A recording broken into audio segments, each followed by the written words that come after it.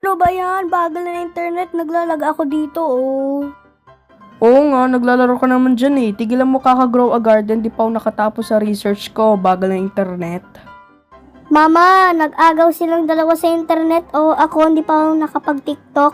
Ang bagal ng internet, nakakainis, parang robot. Ito kasing internet to, palitan natin. Sobrang bagal na. Totoo, ang mura ng plot pero ang pahit ng connection, ang lagi lang putol-putol, naglalag, ang bagal, at saka sana meron tayong mabilis na wifi. Ano naman yun? Ba't ang ingay-ingay magkakapatid? Alam mo, ito yung afford natin. Gawa ng mga bilihin. Tapos, alam mo kapag mas mataas ang speed, malamang mas mahal yun. O bakit ang lungkot ni Surage? Inaway mo ba? Pinagtigil ako ng grow a garden. Ang bagal kasi na internet eh. Nagre-research ako kapag ako hindi mag-graduate.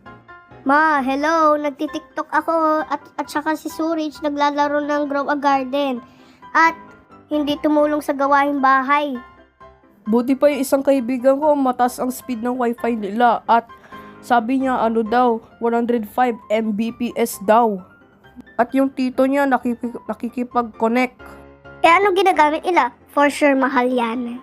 Ito Sky Fiber, swak sa internet, swak sa budget. O, tinan mo Uy, ilang Mbps yan? Ilang Mbps? Ito ay 85 Mbps. O, di ba, base ng wifi, nakasulat doon until January 2026. Di ba pasabog? Uy, grabe, ang bilis. Swak sa budget natin yan. O, sabi dito, may silang 2 plus wifi free mesh. Ang price yan, mura, 1,699 pesos yan. At mabilis ang connection natin dito sa bahay, noted. So, at saka, di kayo mainitin ng ulo. At magagalit dito sa bahay, pati din si Surich at Zayla at ako rin. Switch na tayo, ma. Kapag nagpalit tayo sa Sky Fiber, hindi kayo magagalit.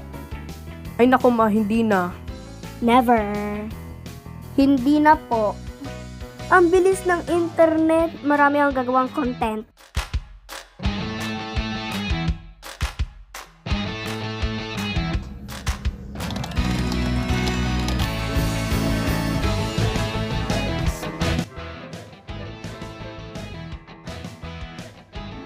Ay, hindi sila nag-aaway ulit.